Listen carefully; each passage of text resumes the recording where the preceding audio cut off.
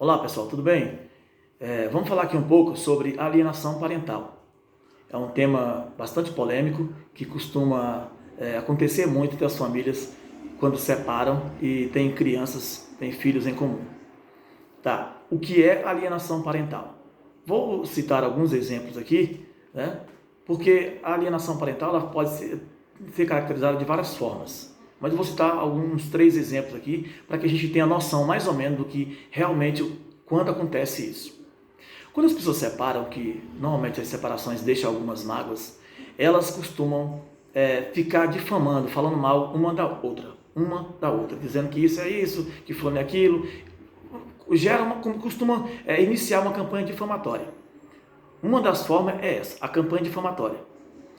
A mãe, né, normalmente a criança de 0 até 6, 7 anos, costuma ter como lar referencial a mãe. Porque na guarda compartilhada, a gente precisa ter um lar referencial. Os dois, ambos vão opinar ali sobre a vida daquela criança, mas tem que ter um lar referencial. Porque a criança não pode ficar indo para um lado, para o outro, para um lado e o outro. Uns dias na casa, outros dias na outra. Precisa se colocar como referência um lar e aquele outro vai compartilhar no dia a dia a vida daquela criança. Fim de semana, durante a semana, pode pegar para sair com a criança, para almoçar, para jantar.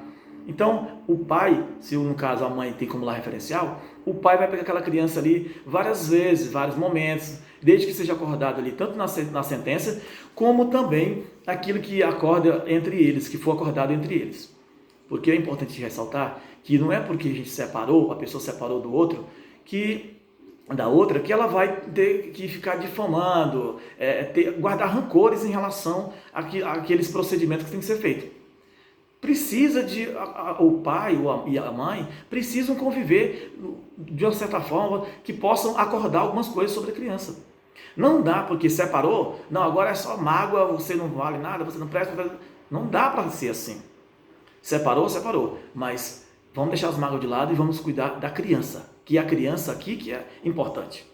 Então, uma das formas que, como já mencionei, normalmente quando fica o lar referencial, o da mãe, uma das formas de alienar é fazer uma campanha difamatória. Ah, seu pai é isso, seu pai é aquilo, seu pai é cachaceiro, seu pai não tem caráter, seu pai não está pagando a pensão. Costuma falar várias coisas negativas em relação ao pai. E aquela criança que ouve muito a mãe, ela vai acreditando que aquilo é verdade. Ela vai simplesmente acreditando, pô, minha mãe está dizendo isso, deve ser verdade, meu pai é isso mesmo, meu pai é aquilo. E isso vai fazendo o quê? Vai afastando a criança do pai. Isso é ruim, isso é péssimo para a criança.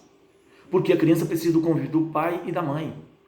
Não se pode simplesmente porque separou, achar que a pessoa não tem valor nenhum para a criança mais.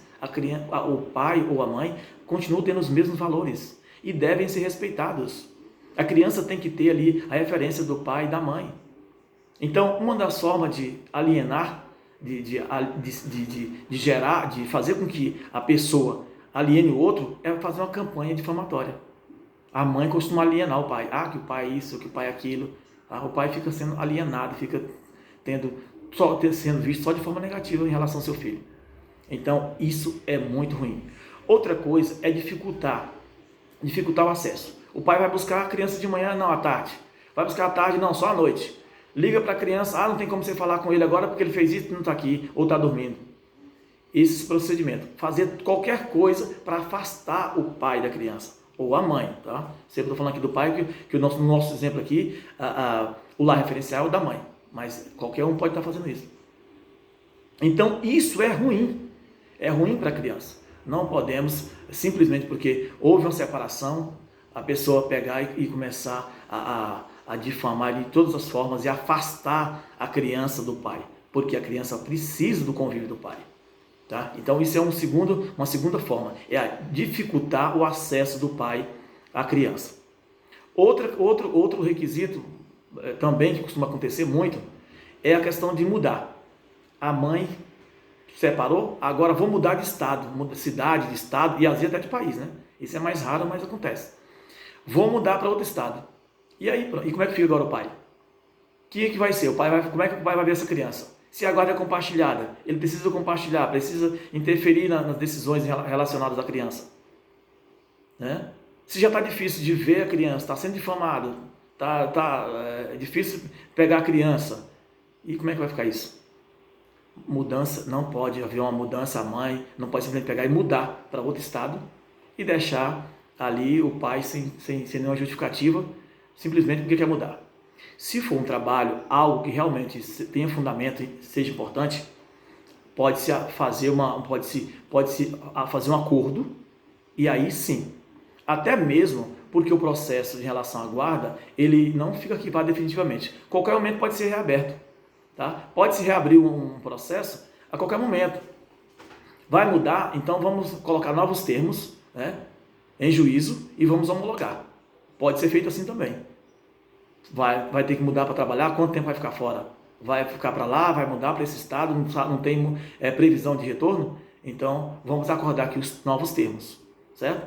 Então, 3 formas basicamente de alienar, do pai ser alienado pela mãe, né? São esses aí, são os 3 principais. É óbvio, como já mencionei, existem vários, né? Que é a questão do difamar de toda forma, fazer campanha difamatória, evitar, fazer de tudo para ele não se aproximar da criança, através de ligação, pessoalmente, etc. E mudar. Tá? São alguns dos exemplos de alienação. Então, tenha muito cuidado, você pai ou mãe, separou, não fique gerando campanha difamatória, não fique afastando seu filho do ex, não invente mudança brusca, súbita, desnecessária, porque a criança tem todo o direito de conviver com o pai e com a mãe. As decisões da vida daquela criança devem ser tomadas por o pai e pela mãe. Eu não vou tomar uma decisão simplesmente, a mãe vai lá, vou colocar o menino na escola de futebol, só para comunicar para você. Não, vamos acordar. Com qual escola, que horário, como vai ser, isso vai interferir na visita do outro, na participação do outro? Tudo deve ser combinado.